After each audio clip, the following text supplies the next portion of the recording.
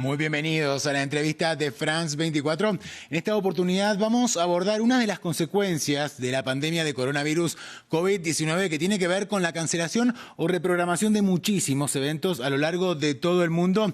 Y ese es precisamente el caso de los tan esperados Juegos Olímpicos de Tokio 2020 que fueron pospuestos para el año que viene. Y una de las particularidades de esta edición será la inclusión por primera vez en la historia de un deporte. Y estamos hablando del surf. Y el principal responsable de este logro es Fernando Aguerre. Él es surfista argentino y también presidente de la Asociación Internacional de Surf. Fernando Aguerre, muchísimas gracias por estar presente en la entrevista de France 24. Bueno, lograste que el surf finalmente llegue a los Juegos Olímpicos, algo histórico. Contanos cómo fue ese proceso que duró años, ¿verdad? Mirá, el proceso del surf olímpico es un proceso que es muchísimo, porque empezó más o menos en 1920. El padre del surf moderno, que además era triple medalla de oro en natación, en 1920 pidió la inclusión del surf, pero por supuesto en esa época el surf era imposible. Había surf en Australia, Estados Unidos y Hawái, o sea que no iba a haber surf.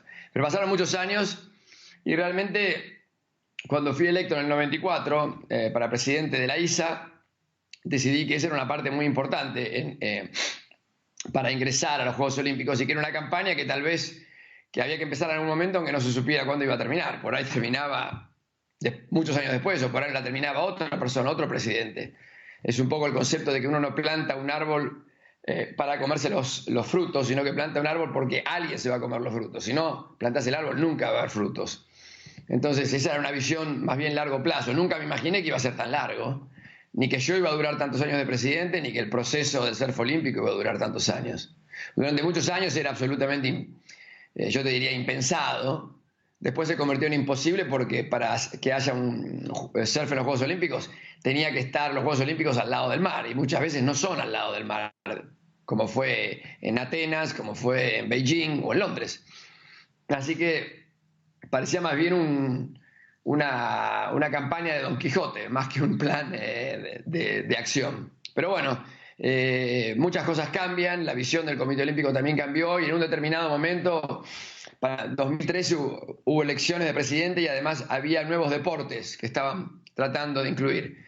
Y ningún deporte nuevo entró, y el nuevo presidente, que es el actual presidente Thomas Bach, dijo que para él tenía un papel blanco y que realmente creía que todo debía ser evaluado, y una de las cosas que evaluaron es que no tenía ningún deporte de lo que se llama deportes de acción o deportes jóvenes. No había skateboard, no había surfing, no había nada. Y que el momento de incluir nuevos deportes en Tokio se había pasado, porque era 7 años antes y estábamos en el 13.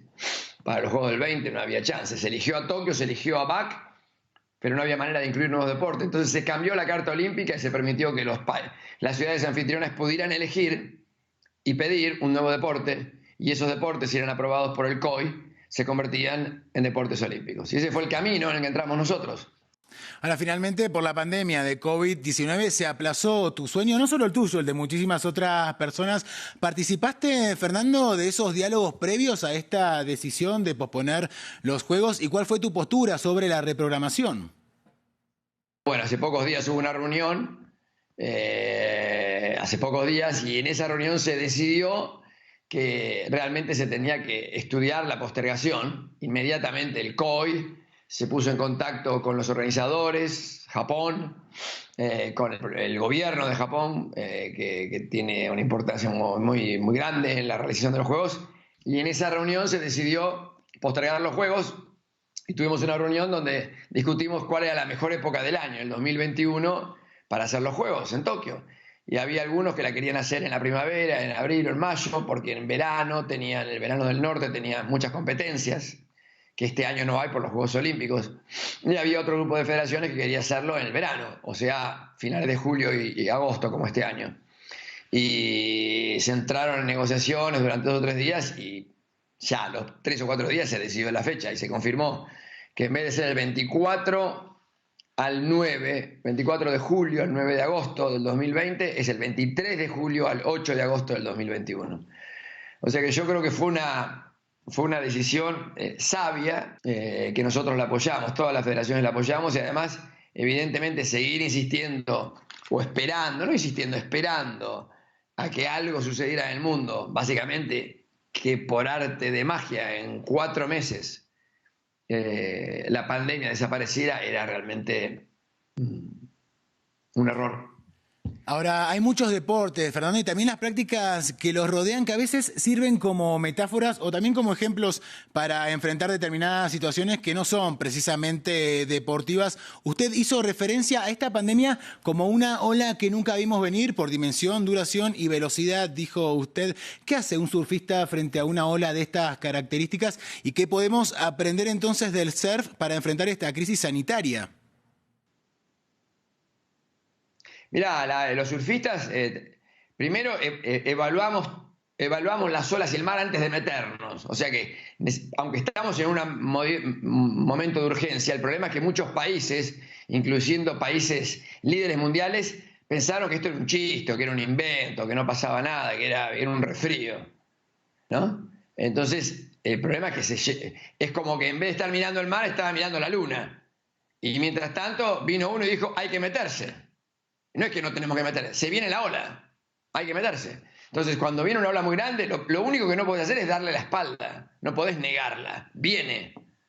Tenés que enfrentarla, tenés que prepararte y tenés que darte cuenta de que hay peligros y cuáles son los peligros. Un surfista sabe que si una ola es muy grande y no estás en condiciones de agarrarla, tratamos de escaparnos para los costados, para que el impacto no sea tan fuerte. Eso sería la cuarentena. Pero en algún momento va a haber algo de impacto, ¿no? Entonces, uno a veces si no alcanza para escaparse para los costados porque la ola está más cerca o es más rápido, más grande, lo que haces es vas para abajo. Pero para ir para abajo también tenés que saber que una ola, la cantidad de ola que hay arriba, hay un movimiento de agua enorme abajo. O sea que abajo no es más tranquilo, hay otros peligros. Eso sería, el otro peligro, el de abajo sería el peligro económico. Que la economía moderna se desarticule, que se rompa el tejido económico. Y si se rompe el tejido económico, se rompe el tejido social. Y si se rompe el tejido social, volvemos a la barbarie. La tabla de surf para surfear esta ola de esta pandemia es la solidaridad, no hay otra. Porque si nos separamos, si nos rompemos, si la ola es muy, muy grande, lo peor que podés hacer en un mar de olas grandes es estar solo. Si estás solo y te pasa algo, te vas a ahogar. Es seguro. En cambio, si estás con otros, por ahí tu tabla te revuelca y tu tabla te pega en la cabeza y te desmayás. Si te desmayás, te ahogás. Pero si te desmayás, si alguien te saca del agua, te levanta de los pelos, te saca de estar ahí y de ahogarte, tenés una chance de vivir. Por eso a esta ola no la podemos enfrentar en grupetes, o de a uno, o de a dos, o por países. Es una ola mundial, es una ola global. Fernando, te propongo ir un poco más atrás en el tiempo, porque en plena dictadura militar argentina, en el año 1978, participaste de lo que fue la fundación de la Asociación Argentina de Surf, que entre sus objetivos tenía el de luchar contra los obstáculos para practicar este deporte, el surf, en esos años de represión por parte de la dictadura. ¿Cómo vivieron esa época los surfistas? En el caso de los surfistas, estábamos todos en Mar del Plata, las únicas olas que había en Mar del Plata, y había una vieja ordenanza municipal que prohibía la práctica de surf entre 9 de la mañana y 6 de la tarde, en la época en que las tablas medían 3 metros, pesaban 30 kilos y no tenían las pitas, las cuerdas que ataban a la tabla. O sea que la tabla se escapaba y era un instrumento peligroso, que podía hacer daño y podía golpear a una persona, desmayarla. O sea que tenía un sentido en esa época. Esa prohibición de las fines de la década del 60, principios del 70. Pero cuando nosotros estábamos ya en la segunda mitad de los 70, había todos los inspectores de la ciudad, eran militares retirados, y ellos interpretaron la ordenanza, esa como que estaba prohibida la práctica del surf totalmente. Y además las tablas de surf habían cambiado, ahora pesaban 5 kilos, no 20 kilos, y todas las tablas estaban atadas al pie. O sea que la tabla, primero, no se podía escapar. Segundo, no le podía hacer daño a nadie. Y la tercera cosa, que era la más importante, la ordenanza estaba ahí para proteger a los bañistas en las playas con arena, donde la gente se bañaba. Pero en las playas de piedra eran tradicionales del surf y no nos dejaban surfear, nos sacaban las tablas. Si llegábamos medio tarde, estaban los inspectores esperándonos para prohibirnos entrar al agua. Si uno se quería meter al agua, ha habido casos de confiscación de tablas o de personas demoradas. Entonces, obvio que nosotros no sufrimos la persecución de los opositores políticos al gobierno militar. Pero vivimos una época donde nos perseguían, no nos dejaban hacer algo que era absolutamente inocuo, que no le producía daño a nadie.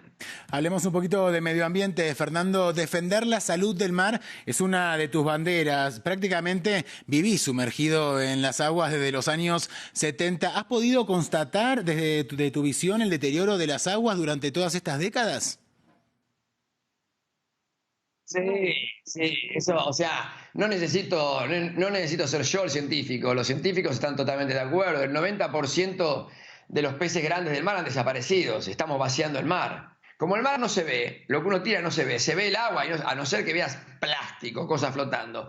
Las poluciones más grandes son las poluciones de mercurio, de químicos, el plástico que se rompe en partículas microscópicas y que está ingresando al cuerpo de los surfistas, de los bañistas, de la gente que nada. Está ingresando en el organismo de los animales que nosotros nos comemos. O sea, eso no es algo que Fernando Aguerre tiene que probar. Fernando Aguerre es un surfista y los surfistas, cuando llueve, en todos los lugares del mundo más o menos civilizados, te ponen un cartel, te dice no bañarse por 48 horas, porque el agua está tan tóxica. Pensá que todo lo que hay en la tierra, todo va al mar. Y todo lo que tiramos en las calles cuando llueve va al mar. O sea que nosotros hemos convertido al mar en un gigantesco basurero, en una cámara cloacal. Y como no lo vemos y pensamos que era muy poco, no importaba. Pero hoy ya sabemos que lo que estamos haciendo es suicida. Si destruimos el mar, estamos preanunciando la destrucción de la raza humana. Fernando Aguerre, muchísimas gracias por haber participado de la entrevista de France 24 y todos ustedes quedan, por supuesto, invitados a continuar informándose en el resto de nuestra programación y también en france24.com.